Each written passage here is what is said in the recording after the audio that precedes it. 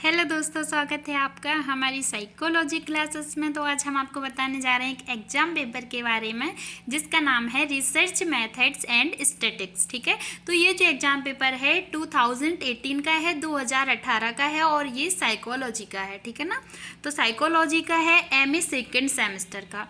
तो अब यहाँ पे हम बताएंगे आपको। देखो यहाँ पे जो NE5 लिखा है, NE5 का मतलब ये है कि जो यहाँ पे आपको 10 क्वेश्चन दिए जाएंगे शॉर्ट आंसर टाइप, जिनको बोलते हैं लघु उत्तरीय प्रश्न। ओके, तो फिर आपको दिए जाते हैं लॉन्ग आंसर टाइप, जिनको बोलते हैं दीर्घ उत्तरीय प्रश्न। ठीक है, अब क्या होता है कि एमए का जो सिलेबस है, इस सिलेबस में यूनिट जो हैं 5 दी जाती हैं एक सब्जेक्ट में। ठीक है ना, तो जो एग्ज़ाम पेपर है ना उसके बारे में बता रहे हैं अभी हम। तो अभी तो जो सिलेबस है वो 5 यूनिट दी गई हैं। तो अब यूनिवर्सिटी कॉलेज पे डिपेंड करता है कि कहाँ का है, कितनी यूनिट्स हैं। तो इसमें तो ये है जो 5 यूनिट्स हैं, तो 5 यूनिट्स में से आपको हर एक यूनिट्स में से आपको एक क्वेश्चन शॉर्ट आंसर टाइप मिलेगा, लघु उत्तरीय प्रश्न मिलेगा, और एक जो क्वेश्चन है आपको दीर्घ उत्तरीय प्रश्न मिलेगा। ठीक है, तो दीर्घ उत्तरीय प्रश्न में क्या है कि वो आपको अथवा में दे सकते हैं, ठीक है, और लघु उत्तरीय प्रश्न में भी अथवा में दे देते हैं। वो कॉलेज यूनिवर्सिटी पर डिपेंड करता है कि वो एग्जाम पेपर जो है वो किस तरह का बनाते हैं। ठीक है, अब यहाँ पे जो क्या है इन्होंने, आप देखिए जो यहाँ पे क्वेश्चन है, वैसे वो 5 नंबर का एक क्वेश्चन देते हैं शॉर्ट आंसर टाइप मोस्टली, और वैसे और फिर क्या है कि देखो यहाँ पे 3 नंबर का दे दिया है। तो वो ऐसा रहता है कि यहाँ पे इन्होंने 3 नंबर का दिया है। जो प्राइवेट स्टूडेंट होते हैं ना, तो प्राइवेट स्टूडेंट का क्या है कि जो प्राइवेट स्टूडेंट होते हैं, तो प्राइवेट स्टूडेंट का जो एग्ज़ाम पेपर है वो 100 मार्क्स का रहता है, और जो रेगुलर स्टूडेंट होते हैं उनका जो एग्ज़ाम पेपर है वो 85 नंबर का रहता है। वो 85 का इसलिए होता है क्योंकि उनके जो इंटरनल असाइनमेंट होते हैं वो 15 मार्क्स के हो जाते हैं, 15 नंबर के। तो जब 85 + 15 करते हैं ना, तो इक्वल टू 100, ठीक है ना, तो बराबर 100 हो जाते हैं। तो वो ये 85 + 15 = 100।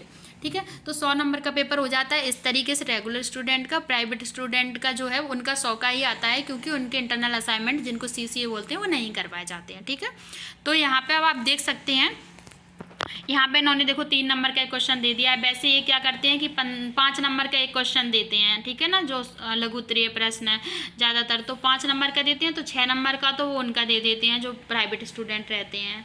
तो यहाँ पे इन्होंने रेगुलर स्टूडेंट का 3 नंबर का है। अब प्राइवेट का कितने का दिया वो मुझे कुछ आइडिया नहीं है यहाँ पे अभी। क्या है कि तो इस तरीके से लेकिन बताते हैं, जो लॉन्ग आंसर टाइप है उन्होंने वहाँ पे 12 नंबर का एक दिया है, और 14 मार्क्स का दिया रेगुलर स्टूडेंट के लिए, और प्राइवेट स्टूडेंट के लिए 16 मार्क्स का दिया है।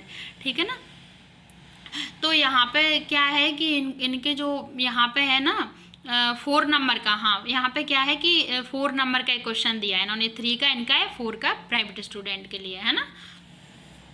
तो यहाँ पे अब आप देख सकते हो 4 × 5 करोगे तो 20 हो जाएंगे, और वो 16 × 5 करोगे हैं तो वहाँ पे क्या है आपका 80 हो जाएगा। ठीक है, तो 80, 20, 100 मार्क्स। ठीक है, हाँ तो मैंने अब आपको बता दिया है। अब आप देख सकते हैं प्रायोगिक अभिकल्प को समझाइए। प्रायोगिक अभिकल्प को समझाइए, आपका पहला क्वेश्चन है explain experimental design. Next question है प्रसरण विश्लेषण को परिभाषित कीजिए। डिफाइन एनालिसिस ऑफ वेरिएंस, जिस एनोवा, ठीक है, कोष्टक में एनोवा लिखा। तो यहाँ पे नेक्स्ट क्वेश्चन है अनुसंधान अभिकल्प से आपका क्या तात्पर्य है। ठीक है, what do you mean by research design। Next question है कारक अभिकल्प को परिभाषित कीजिए। Define factorial design, define factorial design. Okay, next question है एक समूह अभिकल्प की सीमाओं को समझाइए। तो यहाँ पे explain limitations of single group design. Next question है टाइम सीरीज अभिकल्प को परिभाषित कीजिए। Define time series design. Next question है बहुसमूह अभिकल्प के गुणों को बतलाइए। Explain merits of multiple group design. Next question है मट विटनी के यू परीक्षण को परिभाषित कीजिए। तो डिफाइन मन विटनी यू टेस्ट।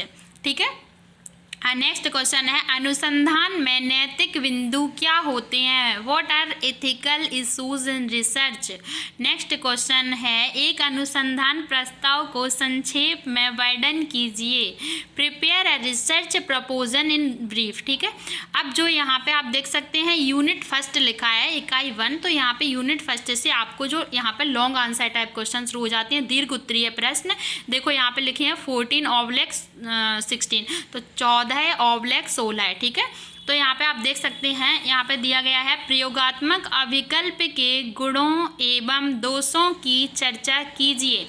तो यहाँ पे बताया है ना, तो discuss merits and demerits of experimental design. ठीक है, अब इन्होंने अथवा में दिया है यादृच्छिक खंड अभिकल्प की प्रकृति एवं उपादेयता की विवेचना कीजिए।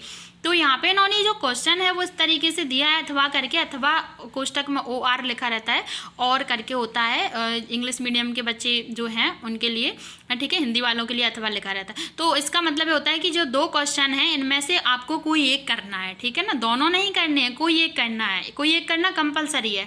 अगर आप वो नहीं करते हो तो आपके जो मार्क्स हैं इस नंबर के, इस क्वेश्चन के जो मार्क्स हैं वो आपको नहीं दिए जाएंगे। ओके, तो अब आप आते हैं नेक्स्ट क्वेश्चन पर। कभी कभी क्या होता है ए अथवा और ऐसे करके ना, वो जो शॉर्ट आंसर टाइप क्वेश्चन होते हैं ना उसमें भी वो लोग ऐसे ही दे देते हैं। या अभी तो उन्होंने एक साथ 10 दे दिए थे, तो आपको जो 5 आए आप वो कर सकते हो। लेकिन जब वो ऐसे देंगे तो फिर आपको उनमें से जो, जैसे यहाँ पे 2 लिखे हैं, 2 में से आपको कोई एक आएगा क्वेश्चन, वो ही करना है। ठीक है ना, दोनों आएंगे तब भी एक ही करना है, ये रहता है। तो वहाँ पर भी कभी कभी ऐसे ही दे देते हैं, वो ऐसे देते हैं। ठीक है, तो अब आप नेक्स्ट देखिए। नेक्स्ट क्वेश्चन है इकाई सेकंड का, यूनिट सेकंड का है। अब आप देखिए संबंधित उदाहरण देते हुए देखो 2 मतलब 2 × 2 कारक अभिकल्प को समझाइए। ठीक है, तो ये देखो यहाँ पे इंटू करके नहीं देखना है, यहाँ पे तो ये साइन बना हुआ है, साइन से समझना है क्योंकि ये न्यूमेरिकल है, तो इस तरीके से ही आता है।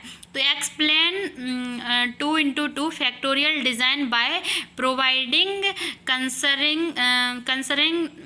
Concerning examples. ओके, तो यहाँ पे आप देख सकते हैं अथवा करके जो दिया गया है, निम्नलिखित प्रदत्त डाटा F अनुपात की गणना कीजिए एवं विश्वास के 0.05। ठीक है ना, तो यहाँ पे पहले ही है 0.05 स्तर पर अपनी निराकरणीय परिकल्पना की जांच कीजिए।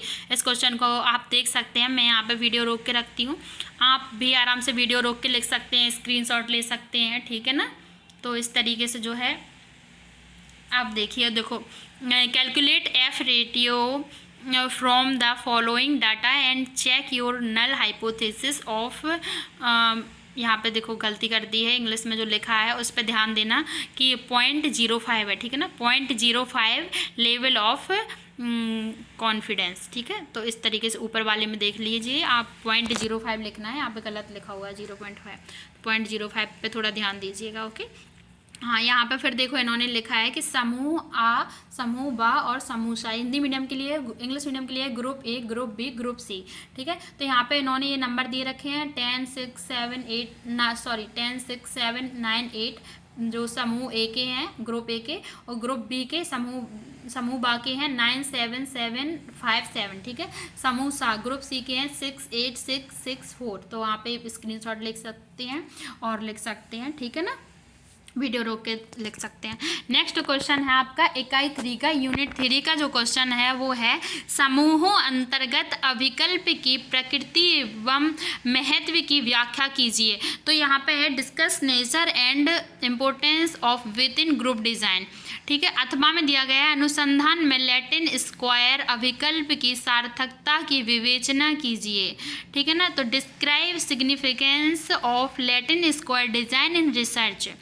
वो तो मैंने बता दिया है, कोई एक करना कंपलसरी होता है। अब नेक्स्ट क्वेश्चन देखिए इकाई 4, यूनिट 4 से दिया गया है आपका समुचित उदाहरणों की सहायता से बहुसमूहों अभिकल्प का मूल्यांकन कीजिए। ठीक है ना, यहाँ पे देखो आप देख सकते हो, मैं दोबारा रिपीट कर देती हूँ, समुचित उदाहरणों की सहायता से बहुसमूहों अभिकल्प का मूल्यांकन कीजिए। ठीक है ना। Evaluate multiple group design with the help of suitable examples, ठीक है। तो यहाँ पे आप नेक्स्ट अथवा का देख सकते हैं। इसके अथवा में कौन सा है, यूनिट 4 के अथवा में इन्होंने दिया है, नीचे दिए गए प्रदत्तों से चिन्ह परीक्षण की गणना कीजिए, अपनी निर्मित की गई निराकरणीय परिकल्पना का विश्वास 0.05 स्तर पर परीक्षण कीजिए, ठीक है। तो यहाँ में अथवा में इन्होंने ऐसा दिया है, देखो अथवा में इन्होंने दे रखा है इंग्लिश वाले। देखो बच्चे पहले जो बड़ा क्वेश्चन था स्क्रीनशॉट ले सकते हैं, वीडियो रोक के लिख सकते हैं, आराम से लिख लीजिए, ठीक है। तो जो है आप लिख लो। अब इसके बाद देखो अब चलते हैं नेक्स्ट पे, ठीक है। तो यहाँ पे हाँ नेक्स्ट नहीं, अभी तो इसकी जो है नंबर दिए गए हैं। देखो स्थिति आ और स्थिति बा, मतलब कंडीशन ए कंडीशन बी। अब यहाँ पे ये नंबर दिए गए हैं, आप देख सकते हैं। थोड़ी ज़्यादा है तो मैं ऐसे रोक लेती हूँ। देखो कंडीशन स्थिति आवा से देखो आप देख सकते हैं, स्क्रीनशॉट ले सकते हैं, ठीक है ना। अब देखो यहाँ 17 तक हो गया था, अब 17 से मैं यहाँ पर रोक दूँगी तो आप 17 से देखो 30 तक है, यहाँ देख लो, ठीक है। स्क्रीनशॉट ले सकते हैं, वीडियो को रोक के लिख सकते हैं। अब आप देख लिया।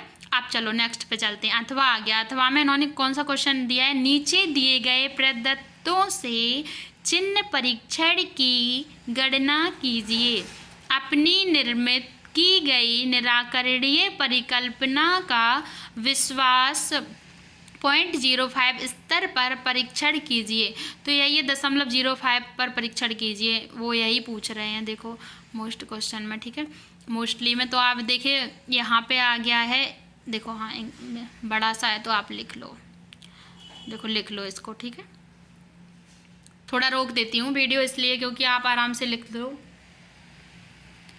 या स्क्रीनशॉट ले सको आराम से, ठीक है। तो यहाँ पे स्थिति आ और स्थिति ब दी गई है, कंडीशन ए और कंडीशन बी, ठीक है। तो यहाँ पे condition a condition be the गई है। यहाँ पे जो नंबर दिए गए हैं वो देखो मैं आपको थोड़ी देर रोक के रखती हूँ। यहाँ पर देख लो 12 नंबर तक है। 12 नंबर के बाद देखो आप फिर मैं थोड़ा ऊपर करती हूँ, इसमें ज़्यादा नंबर है तो 12 से आप देख लो, ठीक है ना। 12 से देखो आराम से स्क्रीनशॉट ले लो, तो फिर आराम से आप नोट डाउन कर सकते हो, वीडियो रोक के लिख सकते हो, ठीक है। अब ये हो गया था, हाँ 30 तक ही था 12 से, देखो 12 से 30 तक ही था, ओके। चलो अब नेक्स्ट पे चलते हैं। नेक्स्ट पे आप आ गए हैं इकाई 5 यूनिट 5 का जो क्वेश्चन है वो है, लास्ट क्वेश्चन है ये, मनोवैज्ञानिक अनुसंधान में नैतिक बिंदुओं की महत्वता को समझाइए, ठीक है। Explain importance of ethical issues in psychological research, ठीक है, इन साइकोलॉजिकल रिसर्च। तो अथवा में दिया गया है, संबंधित उदाहरणों की सहायता से मनोवैज्ञानिक अनुसंधान में कंप्यूटर के अनुप्रयोगों पर चर्चा कीजिए। तो यहाँ पे ये देखो, यहाँ पे मैं रोक देती हूँ, यहाँ पे आप आराम से देख सकते हैं, ठीक है ना। देखो discuss application of computer in psychological research with the help of concerning examples, ठीक है। तो यहाँ पे आप देख सकते हो गया।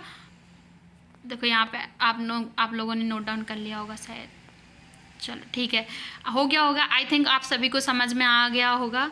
अब थैंक यू सो मच, मिलते हैं नेक्स्ट वीडियो में नेक्स्ट एग्जाम पेपर के साथ।